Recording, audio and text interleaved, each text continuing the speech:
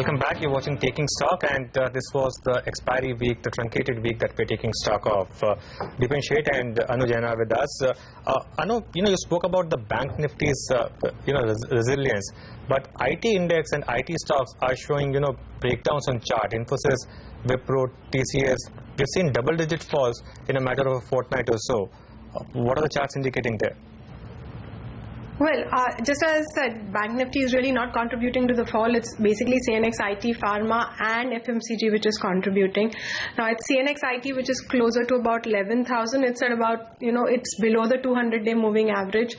It's indicating as per the trend line that if it doesn't take support at 10,900 odd, you could probably see a little more fall coming out there.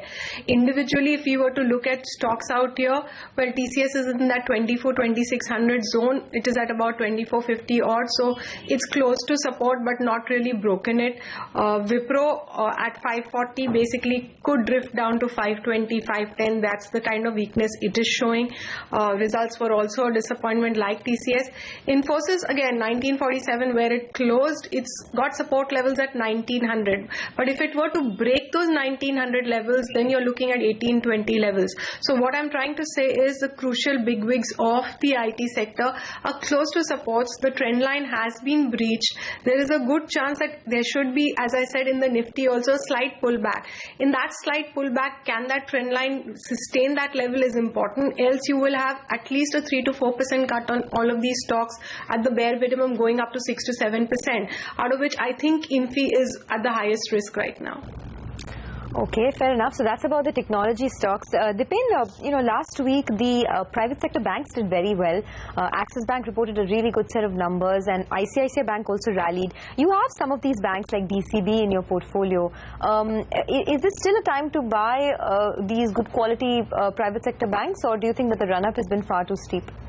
So the story of investing in banks over the last few years has been, a uniform story of staying invested and continuously invested despite occasional crises of confidence in the private sector banks and avoiding the public sector banks. That sounds like a very unfair generalization, but barring, let's say, an SBI and perhaps a BOB, there's very little that the PSU pack has done to earn any confidence from investors. I don't think this has meaningfully changed even after the arrival of the new government. So whether you look at capital adequacy, whether you look at reported slippage numbers on a quarter-on-quarter basis for the last 2 or 3 quarters, whether you look at any other frilly elements to their income mix such as fee incomes and so on, I don't think the public sector banks, barring of course notable exceptions like the SBI and BOB, inspire any confidence. At best, they look like very interesting value plays which are in distress right now, and at worst they might actually become spirals of so they might become spirals of ever decreasing value. It sounds like a very harsh thing to say, but if there is one part of genuine criticism that can be directed at the new government, it's actually in terms of the fact that they haven't been able to provide a vision for reviving PSU banks. So to that extent, I think the faith has to be maintained in private banks. Okay, you have 2 mid-caps, auto stocks or auto ancillaries related stocks, SML, Isuzu and Balkrishna Industries. We've all heard about Balkrishna. What are the numbers indicating there, and what's the call on SML? What's the story here? So again, there are 2 different reasons why we prefer these stocks. Balkrishna is a player, is a tire manufacturer with almost all its production being exported out of the country, and with a very strong footprint in Europe and the US in off-the-road tires, whether for agricultural implements or for heavy earth-moving equipment. And this is one company which has assiduously grown volumes in its business for a decade, in the mid-teens or late teens, okay, and just compounded year after year after year after year. This guy looks like a classic compounder, and right now they are working at, so they've gone from 160 to about 3 lakh tons capacity. They are just coming off a huge capex cycle, and they're about 55% capacity utilization. They're gaining market share in all the markets they are selling into, and one large market that they're selling into, Europe, is facing currency headwinds.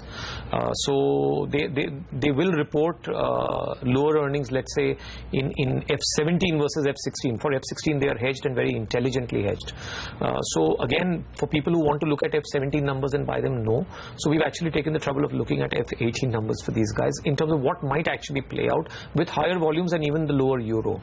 And to us, there is a compelling case of buying into this stock.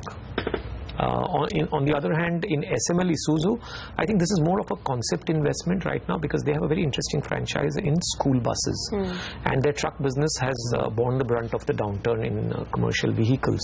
So this used to be the old Swaraj Mazda, and now it is part owned by Sumitomo, and Isuzu has a stake in this company. What we are betting on is that Isuzu will notice that this is a great franchise to build out their business in India, and will sooner or later pick up a stake, and there could be tremendous upsides if that were to work out.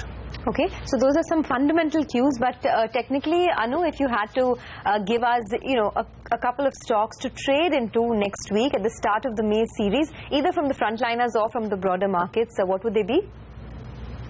Well, I would say probably Idea in the frontliners, given the fact that technically it took support at 172, went almost up to the 194 levels. I think dips can be used to buy. The stop loss would be closer to 166, 167.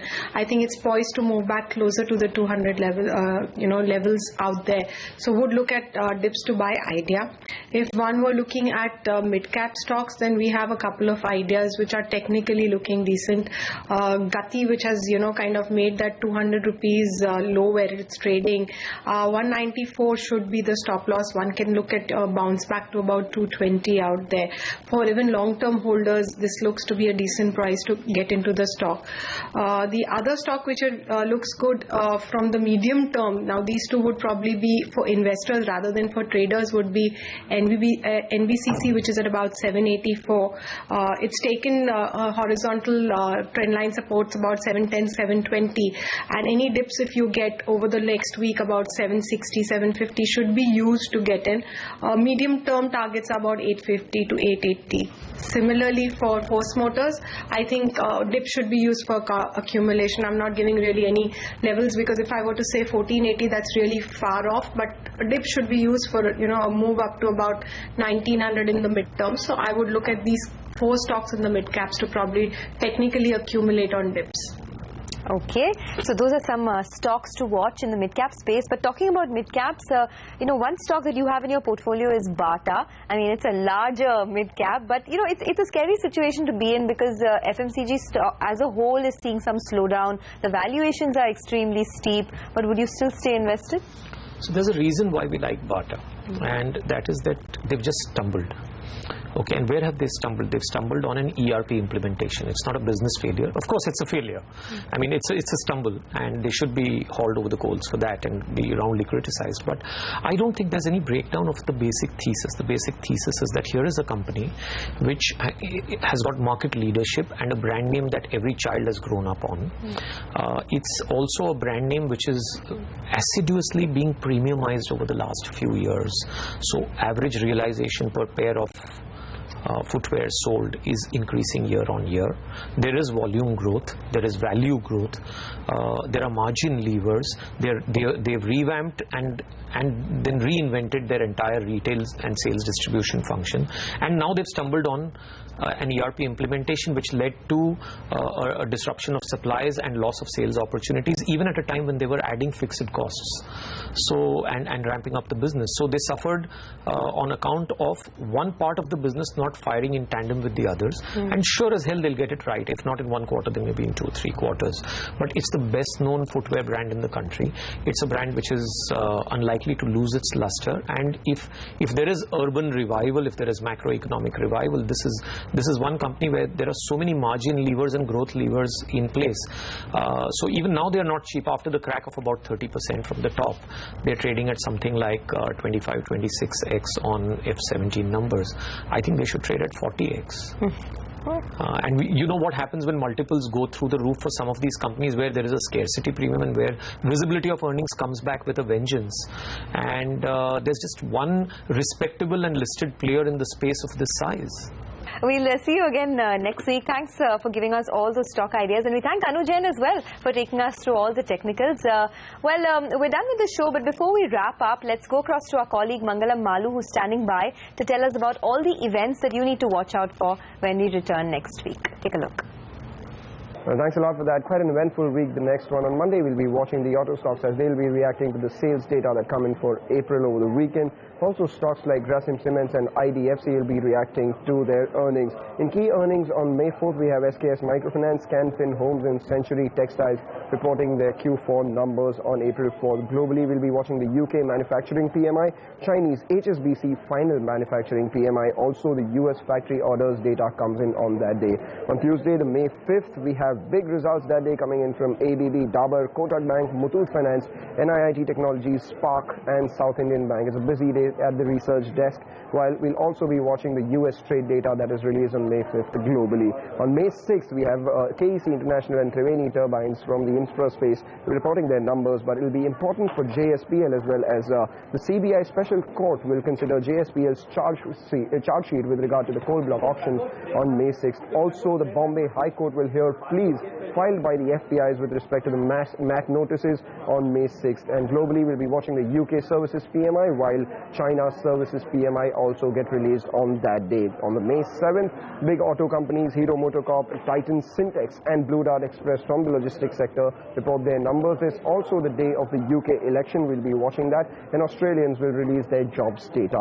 And finally, on May 8th, the Friday, big FMCG company HUL releasing their numbers, Allahabad Bank releasing their numbers, and Eicher Motors also releasing their numbers. In fact, we'll also be watching the UK election results on that day, while Bank of Japan will release their meeting minutes and Chinese release their trade data on the global front. These are the events that we'll be watching next week. With that, back to you.